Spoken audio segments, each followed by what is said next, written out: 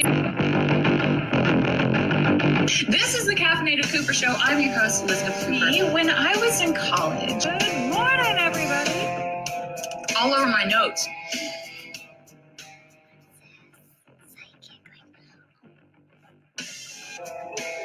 Wow, you have so much. Teach me some of their new words. No, thank you. Thank you. They're looking to me to mate.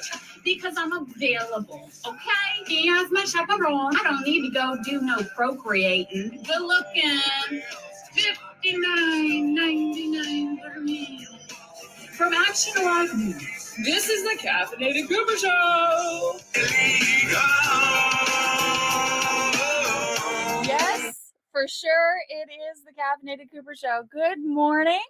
I am so excited to have all of you here. We already have somebody tuning in. Thank you so much. Today's show is brought to you by Edelbrock Superchargers. I am so excited to have them as a sponsor, and they supercharge even your average vehicle like a Suburban. So if you feel like you need a little bit more pep and go with the kids in the car to get out of that intersection, check out Edelbrock Superchargers. And today on the show, I have a best-selling author. I know she's going to be a very dear friend, someone that I've already called upon and I will continue to call upon. She is the author of Help, My Teen is Pregnant, a survival guide for moms of pregnant teens. And I would like to welcome to the broadcast, because this is absolutely profound, let me read this for a moment. The idea for this book and the title were born somewhere in the middle of my second daughter becoming pregnant in high school, both at age 17. This is something that I want to get out there and let everybody know. If you think it can't happen to you just like I did, it can.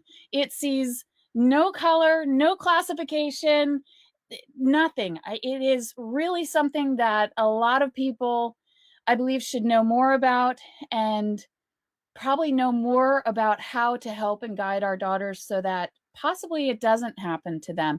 Let's welcome to the broadcast Stephanie Zeiss. Thank you, Stephanie, so much for coming to visit with us this morning. Oh, thank you so much. I'm really honored to be on your show this morning. Can't wait to get started.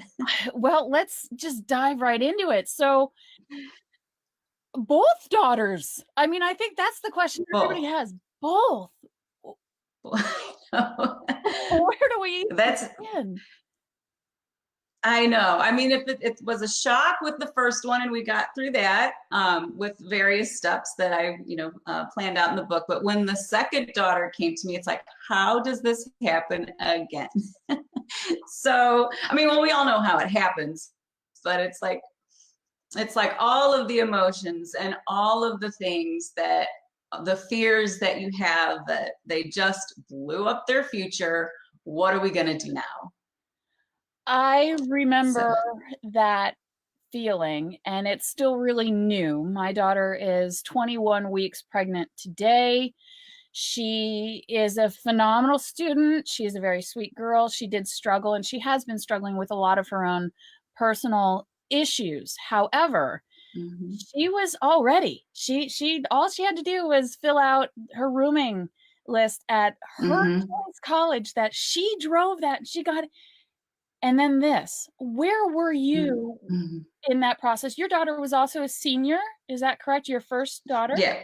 My first daughter was also a senior, and she had worked really hard so she could graduate early to start nursing school. So we were in the same area that you were. She was, about ready to go away 2 weeks from graduation, and said, Mom, hate to tell you this, but I'm pregnant. And so, it's just this flooding of emotions. And then once you get through the flooding of emotions and the roller coaster of all of that, then it's like, now what are we going to do? Yeah. So, I mean, she was very strong, and I think that I wasn't giving her enough credit for being so mature, because you still think of them as your babies, and she was like, Mom, I can still do this. It's, yeah, I'm going to need some help, but I really feel like I'm going to be able to do this. So she was really strong, little soldier. Wow. And I'm sure each story is so very different. Mine wasn't at Mm, first, and that was quite a struggle. But with your daughter being so very strong, and it's interesting because this is a topic that a lot of parents don't want to think about. There's so mhm, many things within parenting that we don't want to condition ourselves for. And then all of a sudden, correct. when it does happen, there's a grief process. There, There is. there's that. What did I do wrong? Where Hmm. could I have done better? And then I want better for them. How did you get yourself through that grief process? Well, it was very difficult because I had was already in grief. I lost my father the week we had his funeral the week before she told me she was pregnant. So she knew that he was very ill, and I think she had time to process this a little bit more than I did. So she was already building herself up for it before she told me. So, but that is a grieving process. It's like now my my baby girl is going to have a baby, and I don't know how this is going to happen for her. She doesn't have any reference points. We haven't gone over anything about being pregnant at age 17. There's nothing that out there that says, and you might want to teach your kids a little bit about being pregnant at age 17. No, we're in denial. We do not want to go there and, feel like we call that stuff to us, because it can happen anyway. So I really just dived into some self-care, and that's really what it's all about, is treating yourself with compassion, because this reel of questions is spinning in your mind. It's like, what could I have done wrong? How is she going to be successful? How am I going to help her through this when I feel like it's my fault, I missed something, I did something wrong. So you really need to flip that switch and start treating yourself with compassion, and doing some things that show yourself unconditional love. And then once you start feeling more secure in your mothering abilities, and we're all great moms, we are all doing the best that we can. We love our kids, we want them to be successful, we will do anything for them, really. And so we do take that personally a lot of the times. And but it's their path too. We have to realize that. Letting them walk their own path is really hard sometimes for moms, especially when they're not even out of high school. Because don't you feel like it's our job to make sure they graduate high school? I mean, and really to be, prepped for college. But a lot of kids, it's not, college isn't for them, and they want to find something else to do. But the high school thing is once you get them through that, they can kind of start walking their own path. I have found that it's so very interesting how programmed the human spirit is.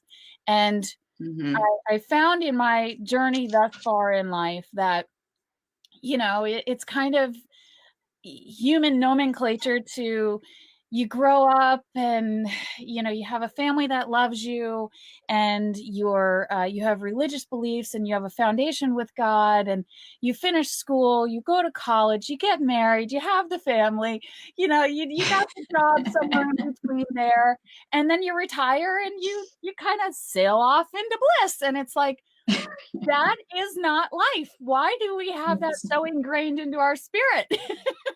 I know. And that was part of my turning point in, really truly understanding everybody's on their own path before all of this has been, I think, a saving grace for me, because in the middle of that grief of my baby girl is pregnant, she's waking up at 5:45 in the morning, she's off at high school, and I'm standing in her room, literally praying, crying, just spinning. How did this happen? Everything's changing. Oh my God. And then all of a sudden it hits me. It's like, this is her path, just like you just said. Everybody's on their own path. So what was it like? Take me through your daughter's pregnancy. Okay. And what was it like for her, your oldest daughter, the birth, and, you know, postpartum. What was that like for a girl so young?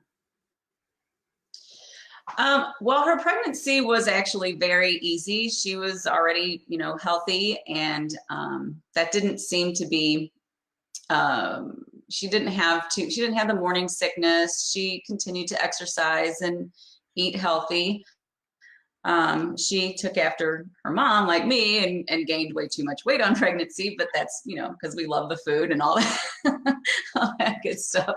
So we're eating the healthy food and then we're eating what we want as well. But her birth was difficult because the baby was breech, so she had to have a C-section. So that was something that worried her. You know, when the baby didn't turn, they tried turning it, and she was just not.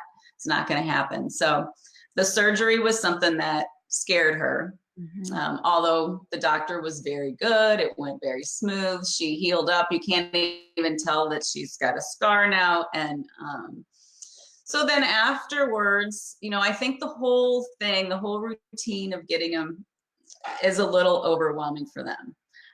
You know, the whole trying to learn the breastfeeding is something that neither one of my daughters was very good at or had much interest in, which is fine. You know, they've got great formulas out there.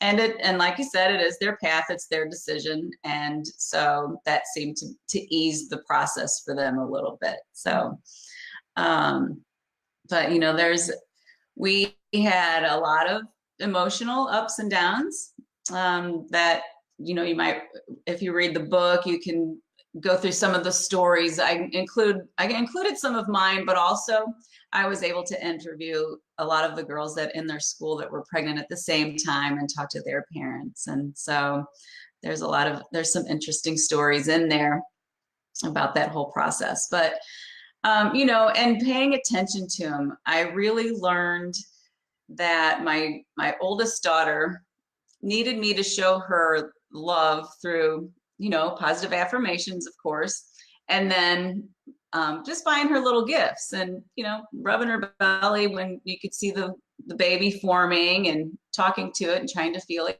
kick. It was, you know, really, really an emotional time, but what a blessing afterwards. So, Yeah. You know, it's just, Go ahead. I love the point that you made about the other girls in her high school also pregnant. Out of all the things that my daughter was afraid of at first was being mocked, being teased, because this doesn't happen at our high school. And albeit we have, you know, a high school that is known in the country for its top athletics, and, you know, there's not many of them. But she was very surprised too that she found that she is not the only one. Right. Yeah. They aren't the only ones. Yeah. Oh, I'm sorry. Go ahead. No, it's okay. Yeah. So like you just said, they're not the only ones, which was nice and refreshing for her, but it also sent a very powerful message. And I believe you also mentioned it in your book, that we are not the only ones going through it, because as what I love that your book offers, this is a survival guide for moms of pregnant teens. And boy, do we need it, because there's not a lot out there. And the first thing we do is search for information. When you think this is going to happen to you, you just go online, you're good information. And when there's not a lot, it's a little daunting, because you do kind of question, well, is it me? Yes. And the book that you have written, from what I'm gathering here, you did not begin to write that until your second daughter came. Correct. Okay. So we've talked about your older daughter. How did it go for your younger daughter? How did your older daughter feel about her sister being pregnant? Well, that's kind of funny you said that, because, you know, you think that they would learn from the other sister's mistake, and that's exactly what she told her. She's like, what, are you stupid? I mean, did you not see what I had to go through? And you put yourself right into my shoes. And, you know, and her response was just like, well, look at Brooklyn. You know, and Brooklyn is my granddaughter. And she said, look how much everybody loves her. So, it's not that bad, Brianne. I mean, it's not like she had planned this or anything like that, but, she was defending herself to Brianne, who said that she was stupid. So, but that only lasted a little while, and then they were back to being a great support for one another. So I know there was a second part of that question. Okay. Oh, how did her pregnancy go? Was it as easy as her sister's? Oh, hers, well, no, not at all, because she had that whole year in high school left to go, where Brianne was only in it for a short period of time. So getting her through school was very, very stressful. And they do get teased, and they do get bullied, and they do feel like the whole world is against them. They walk into school once their bellies are growing, and they know that people are staring at them and talking behind their backs. And for some, and for 17-year-olds, that's very hard to deal with. I mean, it's very hard to deal with for adults. And so all the judgment keeps them from wanting to go to school. How many times did I have to hear, I'm just going to drop out. It's going to be so much easier if I just quit and do it online. And it's like, no, it's not. It's going to set you back. We're just going, so some days it was dragging her to school, or, she would go to school and leave school. So I would, go find her. But the counselors are very good at working with kids. They know how hard it is. They, have the pregnant girls sometimes in their offices just hiding and eating lunch or whatever, so they don't have to deal with all the ridicule. Wow. But it's probably more blown up in their head. That there's an exercise in my book that goes through some of Kayla's dramatizations of what happens at school. Like, everybody hates me. I don't have any friends. All of my teachers don't, none of my teachers like me. So I'm like, well, let's go through this. Let's sit down and write down the teachers' names that you think don't like you. I want to know who it is. Just get it on paper. Who is all these people that hate you? And then, after the exercise, and there's, 2 or 3 names, she's got this tiny little list of everybody who hates her. And it's like, see, you don't have to avoid that many people at school. It's not that bad. Just stick to the ones that are supporting you, and you'll get through it. It's fine. This too shall pass, was kind of a thing that we kept reminding each other of.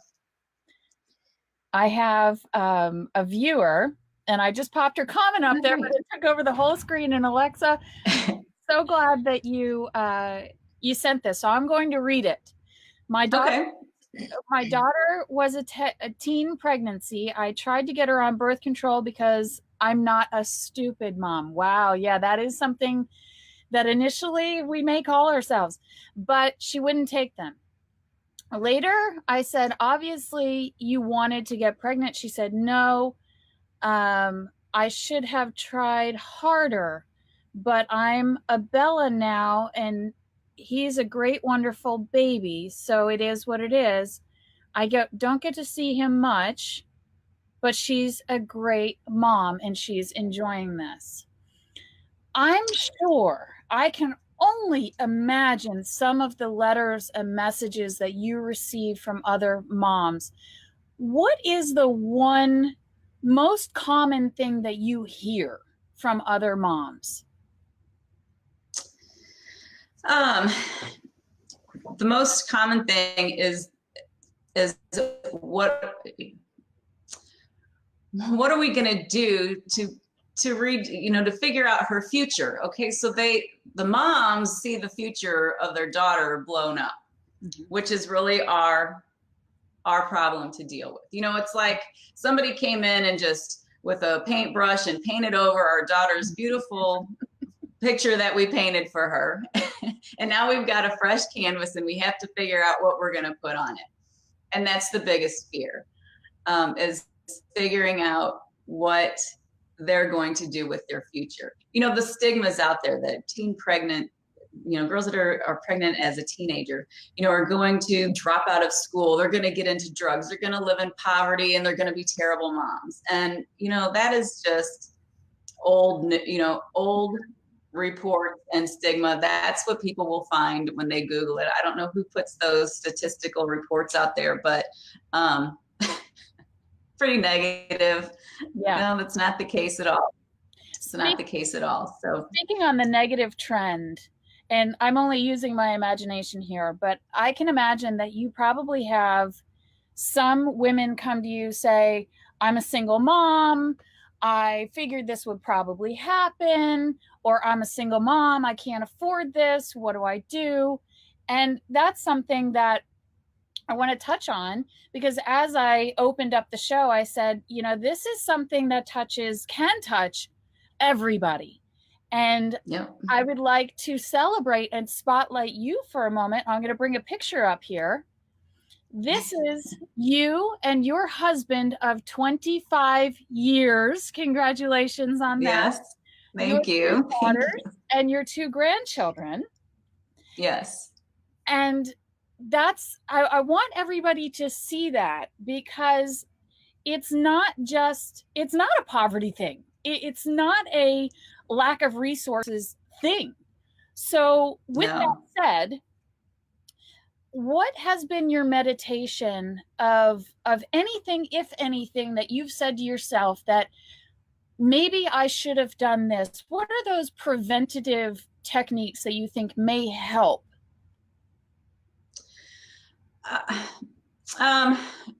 One thing I thought, and I don't know if other women have, well, actually, there's a story in there about my husband worked a lot.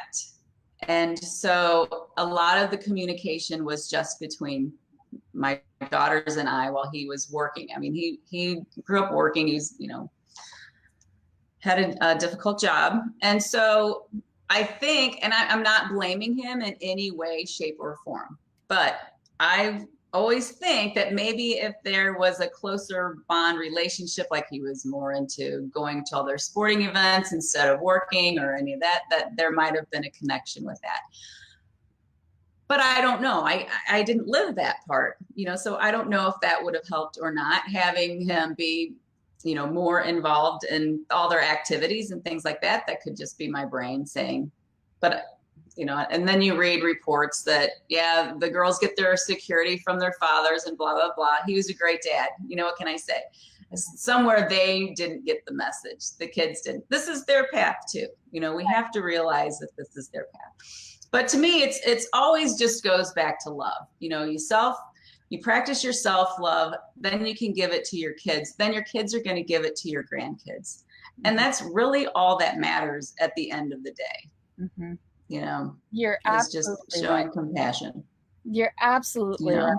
I remember that moment. And in our household, we had already seen our daughter trending in, unfortunately, a negative pattern. And those are some of the other struggles that she'll be struggling with for life. So when she walked in and said, I'm pregnant, nobody was really too blown away. We had suggested many different things. She asked me about birth control months before because of a different issue. Maybe her period was too heavy or this, that, and the other. I said, yeah, let's do it. So I told her all about it. And I said, are you interested? And she said, well, I need to think about it. I said, okay, let me know. I'll take you. We'll go to my doctor. This, that, and that.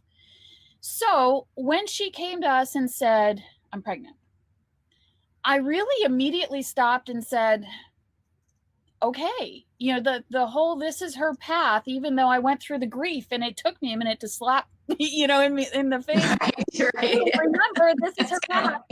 Because I stopped and I said, it could have been me. How many of us were teenagers with boyfriends and we did things that we really shouldn't have done? So that, I love that, because I think that hits it out the park, that it is their path. And where are your daughters today? How old are their grandchildren? Well, Brooklyn is now 6 And Brianne is back in nursing school. So she started in college in nursing school, and then she decided that was too much for a while.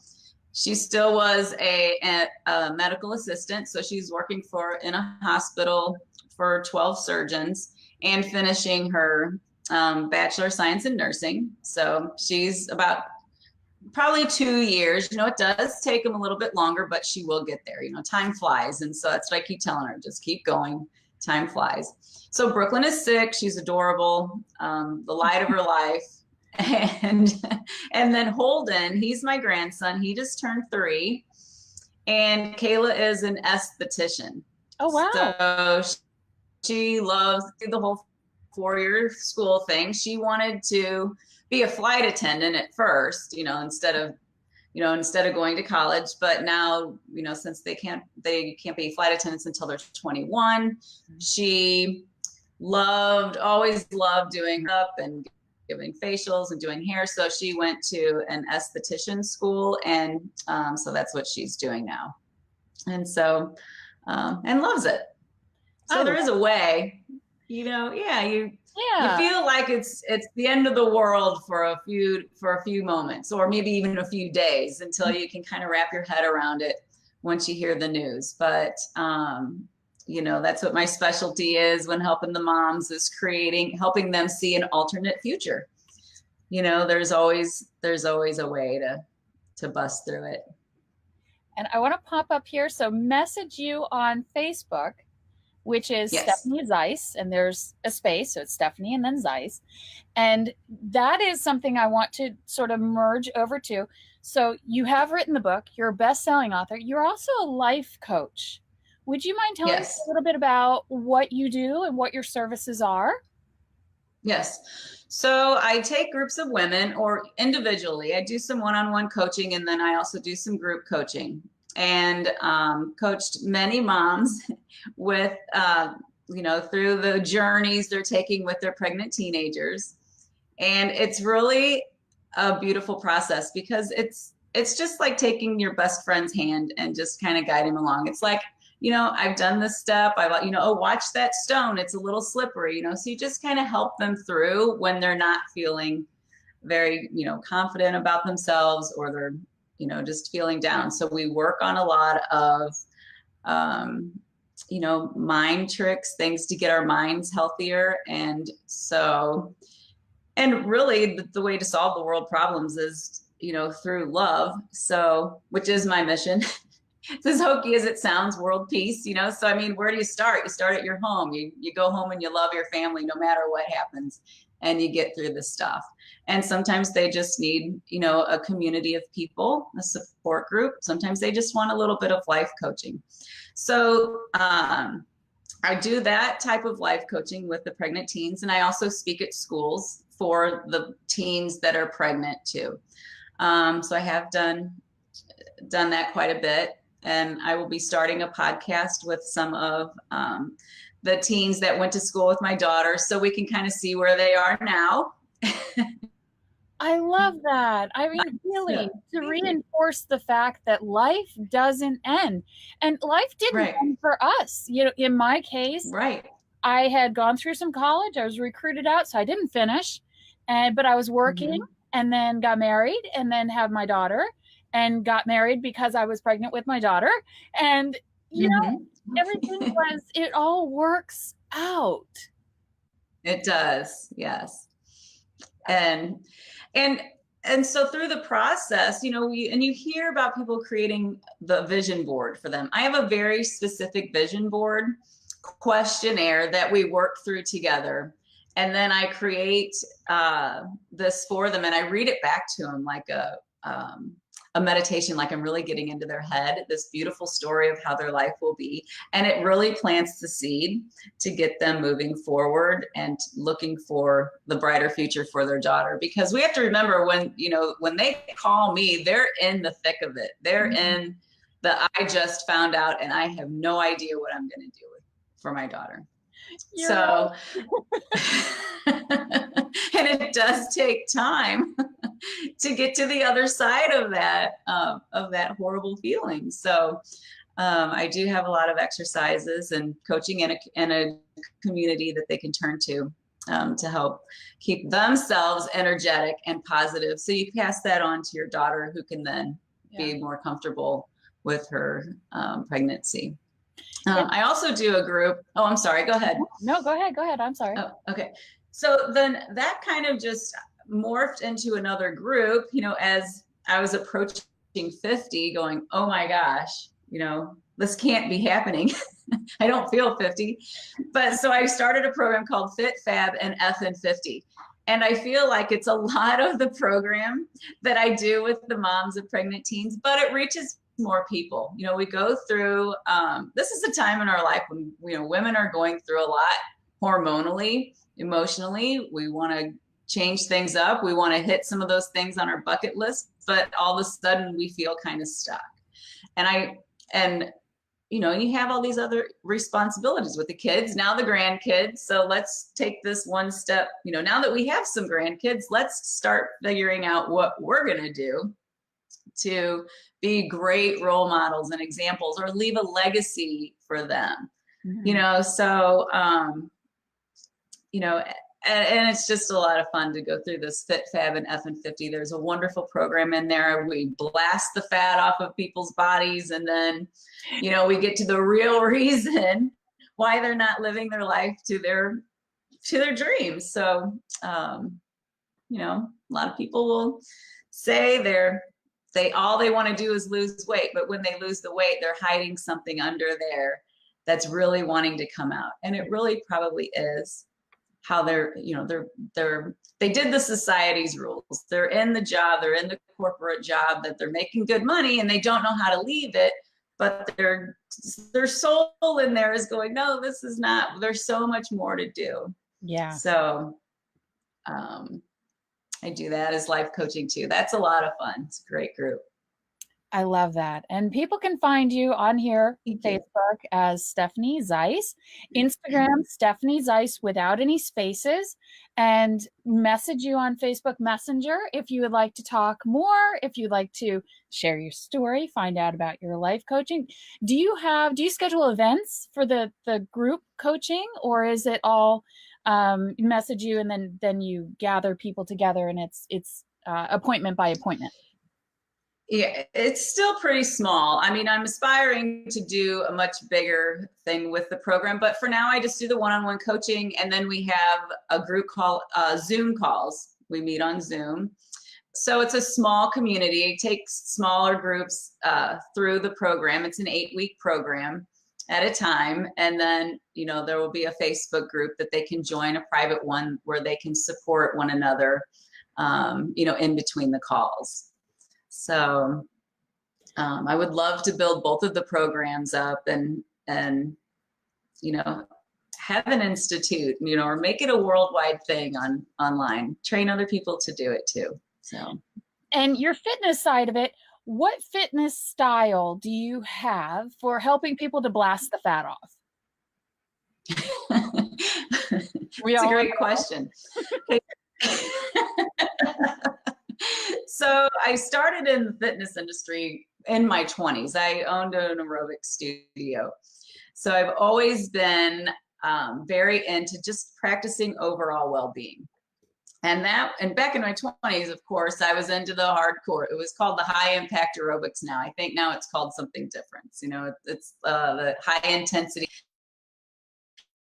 But for this program in the 50, we start off very slowly. The exercise is more like getting out in nature, getting in touch with, your inner, your higher spirit, your higher self. And nature is a great way to do that. Take the dog for a walk, do some free, a little bit of weight training. I have a wonderful program that helps change your unconscious patterns that may be causing you to keep the weight on. So we go through it. Thank you. We go through it and customize the programs. And, by the 4th week, sometimes the women are like, I don't care if I lose any more weight. I feel so good because the food in the program, and it includes all the food groups, it's totally balanced. It helps balance blood sugar. It, you know, prevent the diabetes. And it's just energizing. They feel so energized and they feel good about themselves when they're eating all the right things. Their skin looks so much better. Their thoughts become so much better. So it's also a mind training. I have a lot of, I do hold free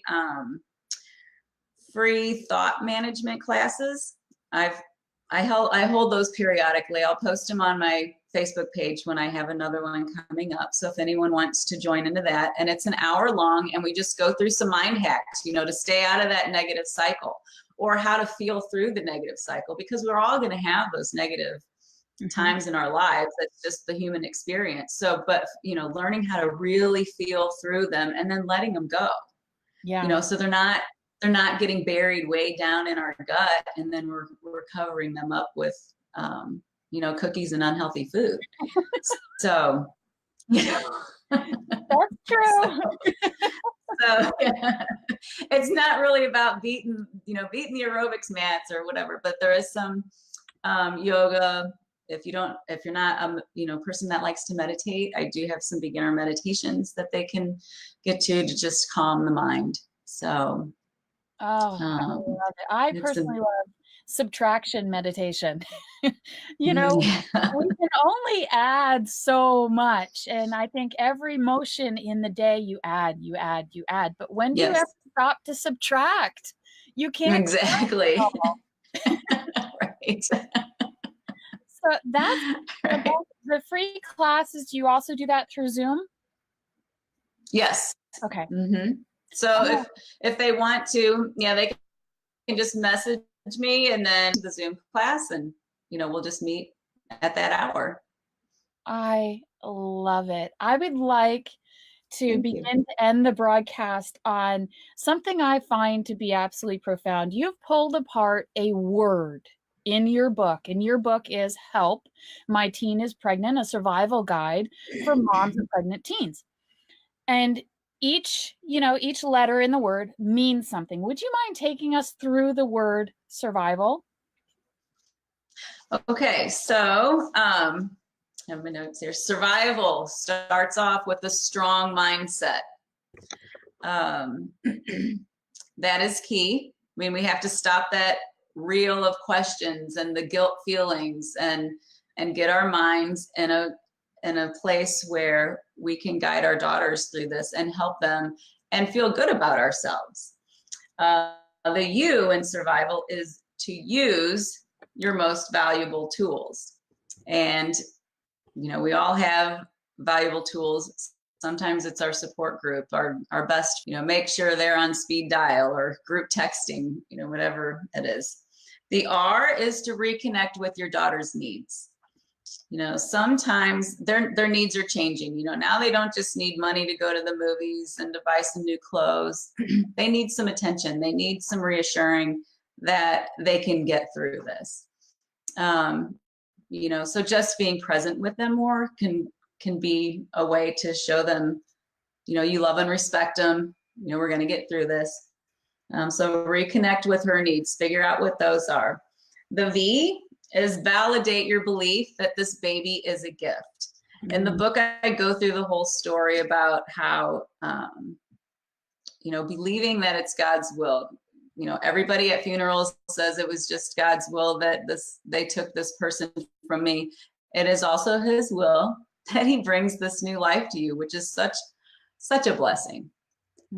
Such a blessing. I can't go into that enough. I insist on respect. In any relationship, that's the foundation. So respect begins with yourself. So there's some exercises in there. How are you respecting yourself enough? Sometimes we think we are, but our little unserving beliefs that we have been hanging on to are creeping in again. So we need to dig those out and really give ourselves some respect. Then it's to respect others, and then how you want others to respect you. So there's 3 different exercises to do on respect. V is venture the high road. So, when your kids are going in and they're taking all of this judgment and bullying. And you're going to get, as moms, we're going to get some of it too. Everybody judges, but it's how you respond to that. And sometimes in our weak moments, we might fire back, which only leaves us feeling worse about ourselves because we didn't, staying on the high road is keeping yourself in your self-care mode. So you know that this is the right thing for you to do. You're not going to lash out at those people who are lashing out at them. That's something's going on with them and it's not your problem. So there's some there's a lot of good advice and some exercises and on taking the high road. Activating your inner warrior is the A. So we're almost done. Activate your inner warrior. And there's some exercises in there that, bring out that fun, maybe even burying some things about you. We're all badass women and we love our daughters and bring it out. There's some exercises in there that can help you do that. And then L is love is the only way, which at the end of the day is the truth, and it starts with yourself. And, when your daughters see that you love yourself and that you love them, then they can pass that down to their generation. Oh, that is beautiful. Thank you so much for sharing that with us. That, Thank as you. well as many other bits of wisdom, and your story is within your book that is really literally available on ebook or paperback almost anywhere. Help My Teen is Pregnant, a survival guide for moms of pregnant teens. And before we go, what about dads? What about the dad of the baby to be and the dad of the daughter? Do you hear from them? Yes, we do. Are you talking about my daughter's, the baby day? Okay. So, or anybody, or like my husband's. Yeah. Your husband or anybody reaching out to you for help? Yeah. Okay. So my book was actually written for the moms of the pregnant teens, only because that was my experience and the moms that I talked to. I have talked to dads who might be single dads and have full custody of their daughters who became pregnant. So I got a little flack about not writing the book for dads of pregnant teens too. But they were sometimes, in my case, and in a few cases in the story, it took the dads a little bit longer to get like on that high road and on page because they're so protective of their dads. They don't want the guys around who, the boys that did this to them, they don't want them around. So they need a little bit of space sometimes to get through their masculine ideas about how things should be. And, just to figure out how they're going to help their daughters. Ultimately, and any of the people that I talk to and my husband, ultimately they get completely on board and they're a major support system. So now the guys of the pregnant girls, all the stories are different. Mm-hmm. With my granddaughter, her daddy is very much in her life. And he just loves her. They share custody. So that worked out great. They're not married. They didn't get married. Mm-hmm. For them, but that's okay. They're co-parenting and they're doing very well.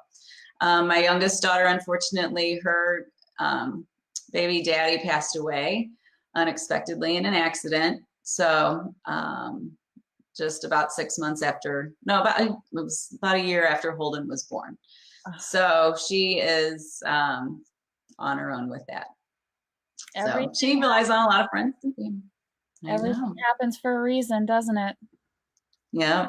Everything happens. So, wow. Well, my condolences to you for the loss of your father and to your daughter for the loss of the father of her child. Thank you. Wow. Thank you very much. So that sort of took me off the realm for a moment. Right. Sorry. I cannot thank you enough for the time that you've spent with me, for the knowledge that you've given to me for my own self-serving purpose. Thank you so much. Was the one that, the first couple of days I think are the hardest. And then you go through the first couple of weeks and you'll say those are the hardest. And then this, that, and the other. It's not an easy situation. And I thank you. I thank God for providing you to all of us. Thank you so much. Because it was really, really nice to find your group, to find our place within that path. It is their path. It's also our path. We're grandparents, and that's right. Yes, that's totally different too. And I can only imagine, seeing the parental choices of your children with their children while they are still growing is different. Right. It is. That's got to be a sequel to this book. Yes. Yeah. Am I Mimi or am I mom? Sometimes it's you gotta. That's exactly how it's. Probably one of my next couple of epiphanies was, yes, of course, this is her path and this is all going to work out. And she's got a great support system and this, that, and the other. And then it's like, if she's reprimanding the child in the way that I wouldn't personally do it, I've got to take a back seat because I'm not mom. And so that's going to be an interesting, next milestone for me. And again, I just want to say thank you so much. I'm sure you're going to have many people reaching out to you because this is not a one and only type thing. So many people go through this, and we need you. We thank you for your book. Thank you for your life coaching. We thank you for your fitness. I too am someone huge proponent of, number one, I got all these kids and I realized very quickly I was outnumbered. So I need to stay strong before they overtake me, because they will. And I love it. No, thank you so much for having me. You're very welcome. Congratulations on everything. We can't wait to see you again and hear what you are doing and in your endeavors and your women and what you've learned in the next chapter of your life. And I just want to thank you one more time. Right. Thank you very much. Thank you for watching, everyone, too.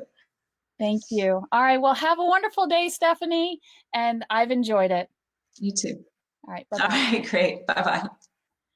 Wow. I love it. I love it. I love it. I love it. I love so many people tuned in and they watched, and we've got some great comments here.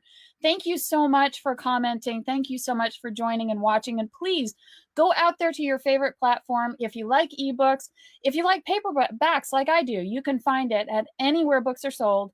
And the book is Help! My Teen is Pregnant, a Survival Guide for Moms of Pregnant Teens by Stephanie Zeiss. Also contact her. She does life coaching, Fit, Fab, and F&50. It is a great thing. Everything that she's doing, everything that she's touching is positive. It's uplifting. And L is for love is the only way. Again, as always, you are blessed. We are blessed. I love you. Go have a great day. Mwah. Until next time, I will see you again soon.